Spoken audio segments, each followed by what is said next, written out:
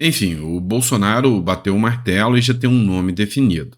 Acontece que esse assunto rondou aí pelas mídias sociais e pela grande imprensa durante 2 semanas seguidas. Quem seria o nome que o Bolsonaro indicaria para fazer ali dueto com o Ricardo Nunes? Então, o Bolsonaro já bateu o martelo e a gente vai falar um pouquinho sobre isso aqui e muitas outras pautas importantes aqui. Teve uma ala aí que inverteu o negócio. Muita gente fala em traição contra o Bolsonaro, que o Bolsonaro foi muito traído. Teve gente que falou que agora foi o inverso, que foi o Bolsonaro que traiu o Ricardo Salles. Na verdade, eu discordo em partes, mas nós vamos discutir isso aqui. Nós vamos colocar todas as opiniões aqui em discussão. Combinado? Vamos lá. Primeiro ponto que a gente precisa saber. O nome que Bolsonaro definiu foi Melo Araújo como vice do Ricardo Nunes para a Prefeitura de São Paulo. O coronel da reserva da Polícia Militar de São Paulo e ex-presidente da Companhia de Eletropostos e Armazéns Gerais de São Paulo, CEAGESP, Melo Araújo, vai ser o candidato a vice-prefeito da capital paulista na chapa a ser encabeçada por Ricardo Nunes. A informação foi dada com exclusividade pelo ex-presidente da República, ou seja, uma entrevista do próprio Bolsonaro e atual presidente de honra do Partido Liberal, Jair Bolsonaro, durante entrevista exclusiva à própria Revista Oeste. Então, a fonte da matéria é a Revista Oeste. Eu vi aqui uma estratégia. Pegar alguém não vinculado aos quadros da política, uma figura conhecida, e Bolsonaro já mostrou que ele tem o poder de apontar o dedo e fazer uma figura crescer. Ele tem o poder de falar, ó, votem nesse aqui. O Tarcísio é um exemplo. O Tarcísio já era conhecido e tudo, mas foi o dedo apontado do Bolsonaro que fez com que o Tarcísio, um carioca, se tornasse governador de São Paulo. Acontece também que muitos nomes figuraram em fotinha com Bolsonaro e ganharam eleição. Então, o Bolsonaro já aposta que ele tem esse poder de pegar um nome do zero e transformar esse nome numa figura política muito benquista. E o Melo Araújo, ele é um cara que já foi do BOPE, capitão da Força Tática, então ele vai ter o discurso da direita de combate à criminalidade, de resolver os problemas aí da criminalidade em São Paulo. Eu achava que ele ia utilizar o Derrite. Eu pensei até em alguém como o Derrite como vice. Acontece que o Bolsonaro e o Costa Neto foram espertos nesse ponto aqui. Pegar alguém que não está maculado já com o clima político, é mais fácil levantar esse nome e não ter esse nome retirado por ações pretéritas e passadas. Ou seja, pegar alguém não de dentro do bolsonarismo, mas criar novas figuras dentro do bolsonarismo.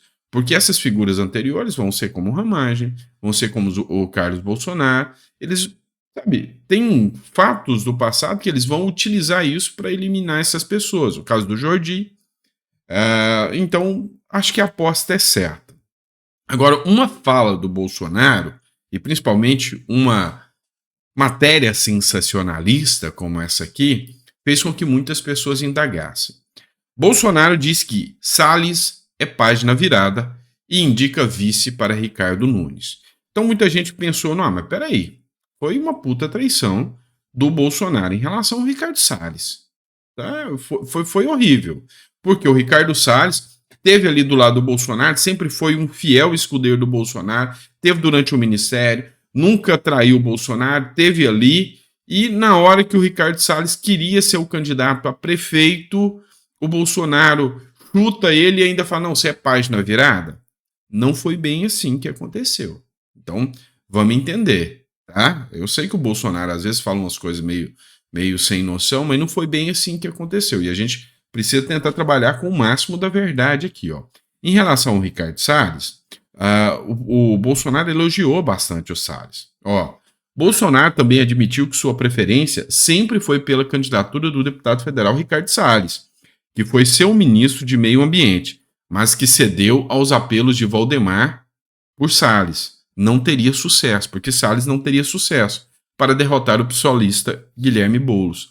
Infelizmente, tem chance, há grande possibilidade de ser verdade. Repito, do coração, eu queria o Ricardo Salles, mas é página virada. O Salles é jovem, é inteligente, mas tem o pavio curto, e eu já tive o pavio curto igual a ele. Acredito que num próximo momento, a prefeitura com toda certeza pode ir para o Ricardo Salles. Então acho que o Bolsonaro aqui ele foi até prudente, tá? Então ele foi certeiro nesse ponto aqui, porque realmente pegou alguém sem mácula da política para ser utilizado contra essa pessoa.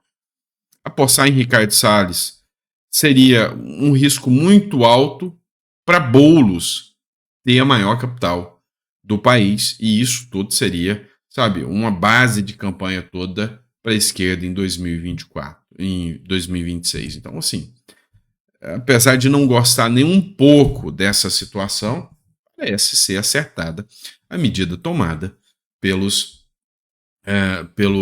dirigentes do partido aí e pelo Bolsonaro. Vê-se que o Bolsonaro também não queria, mas teve que admitir que talvez seja a melhor opção. Vamos lá, vamos falar de outro ponto aqui. O Silvio Almeida foi criticado em várias matérias porque o Ministério dos Direitos Humanos teve um orçamento razoável e não mostrou resultado nenhum. Então a própria esquerda está criticando o ministro Silvio Almeida dos Direitos Humanos. Só que a matéria aqui trata de outro ponto. Trata de uma ação, ou seja, duas ações que o Silvio Almeida pediu para a Advocacia Geral da União fazer em relação a 2 deputados do PL. O ministro dos Direitos Humanos, Silvio Almeida, pediu que a Advocacia Geral da União processe os deputados federais Gilvanda Federal e Marcos Polon por ofensas contra ele na Câmara em dezembro. Os documentos foram enviados à AGU em 22 de janeiro.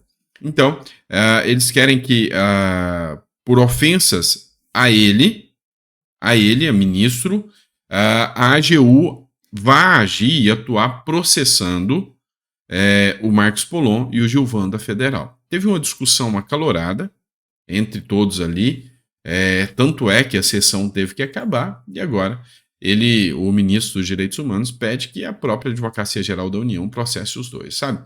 O clima está mais polarizado do que nunca na política brasileira. Tão polarizado que estão pedindo até prisão de prefeito aí. Olha só, entrou em voga aqui o caso do prefeito de Sorocaba. Juiz rejeita prisão contra o prefeito de Sorocaba e acha que é medida extrema. O que aconteceu com o prefeito de Sorocaba? E aqui eu vou falar mais uma vez do prefeito de Sorocaba. Ele não conseguiu cumprir a liberação de medicamentos para uma idosa que fez a solicitação de um medicamento de alto custo. Acontece que o advogado da parte pediu a prisão do prefeito por não ter fornecido esse medicamento. O prefeito falou que não tem condição, não tem custo, a prefeitura não tem caixa para isso. Sabe, em Sorocaba está havendo muitas reclamações sobre a gestão, a atuação, mas aqui o juiz foi sensato. O juiz ele foi claro e evidente dizendo o seguinte: olha, isso aqui é uma medida extrema demais. Não pode, se a prefeitura não tem recursos acertados para tal, e é uma medida, fornecimento de medicamentos, é uma medida que é integrada entre União, Estado e município, então se for assim, teria que determinar a prisão do Tarcísio e do Lula também. Então, medida acertada, foi bem coerente, por mais que a gente veja que, sabe, os gestores públicos deixam muito a desejar em alguns pontos, tem hora também que medidas extremas como essa de um advogado pedir a prisão do prefeito porque é uma medida pública de saúde, se for assim, todo prefeito vai preso no Brasil. Todo prefeito vai preso no Brasil. E entra aqui de novo o prefeito de Sorocaba no caso aqui, ó. O prefeito de Sorocaba é alvo de ação para tirar as bíblias da prefeitura. Você vai ver a resposta dele aqui, olha só. Isso é um monte de coisa para despachar na cidade. A cidade viveu um verdadeiro sofrimento aqui com as chuvas que aconteceram. E eu recebo aqui uma ação direta de inconstitucionalidade para que a gente venha retirar da Prefeitura Municipal, das bibliotecas municipais, a Bíblia Sagrada. O cara nem de Sorocaba vai procurar o que fazer, rapaz. Vai atormentar outro lugar. Não vou tirar nem da biblioteca, nem do meu gabinete. Nós vamos entrar com a defesa e vai continuar tendo Bíblia aqui. Dá um tempo, rapaz. Esse cara candidato a deputado federal filiado nesses partidos de oposição a nós aí. Vai plantar batata, rapaz. Pois é, o que aconteceu? Um candidato de um partido do PSOL deu entrada pedindo que a prefeitura de Sorocaba retirasse todas as bíblias dos arquivos das bibliotecas, de tudo isso. Ou seja, esse pessoal não gosta de Bíblia, não gosta dos cristãos, então eles querem que tire. Ora, como assim? É proibido colocar dentro das bibliotecas públicas, sei lá, o Alcorão ou outros livros também que são considerados sagrados, livros sagrados? Não, não é. Então, assim, não vejo sentido, é tanta coisa para resolver e eu concordo com o prefeito. Só que tem um problema. Ontem o TRE inaugurou o tal do abuso do poder religioso. E ontem um deputado estadual do Rio de Janeiro foi cassado. Então, medidas como essas aqui do prefeito de Sorocaba podem ser mais perigosas do que você imagina. Vamos lá, a última matéria que eu quero tratar com vocês agora, a matéria do Metrópolis. Com o novo ICMS, preço de remédio corre risco de subir em 11 estados. Pois é, complicado, hein? O preço dos medicamentos deve aumentar em entre 1% e 2% em 2024, devido ao reajuste do imposto sobre a circulação de mercadorias e serviços, que será aderido por 11 estados. Apesar dos medicamentos já possuírem reajuste anual fixo, neste ano, esse valor deve ser ainda maior em 11 estados brasileiros pelo segundo ano consecutivo.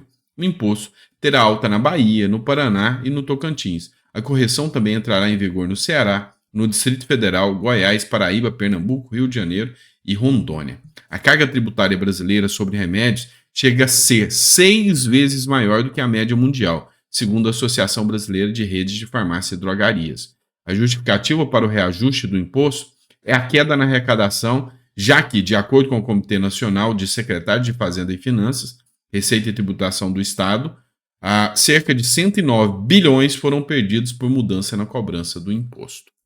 Vamos entender o seguinte, só para você ver. Aqui, a matéria já falou, eu achava que era 4 vezes maior do que o resto do mundo. A matéria aqui falou em 6 vezes maior do que o resto do mundo. Quando você for na farmácia e perguntar, mas por que o remédio é tão caro? Espere a seguinte resposta. Se não for essa, a resposta é mentirosa. Porque o governo quer mais dinheiro. O governo precisa de mais dinheiro. O governo estadual, o governo do seu estado, o governo federal, todos eles querem mais dinheiro. E se você não tiver condição de comprar o medicamento, e se o SUS não tiver para fornecer, é melhor você morrer, né? Afinal, você não está dando lucro para o governo, você não está pagando seus impostos direitos. Fazer o quê, né? Abraço, pessoal. Fica com Deus. Que Deus te dê uma mesa farta, repleta de bênçãos. A gente volta daqui a pouquinho com mais conteúdo para vocês. Então, prazer enorme estar aqui com vocês e vejo vocês no próximo editorial.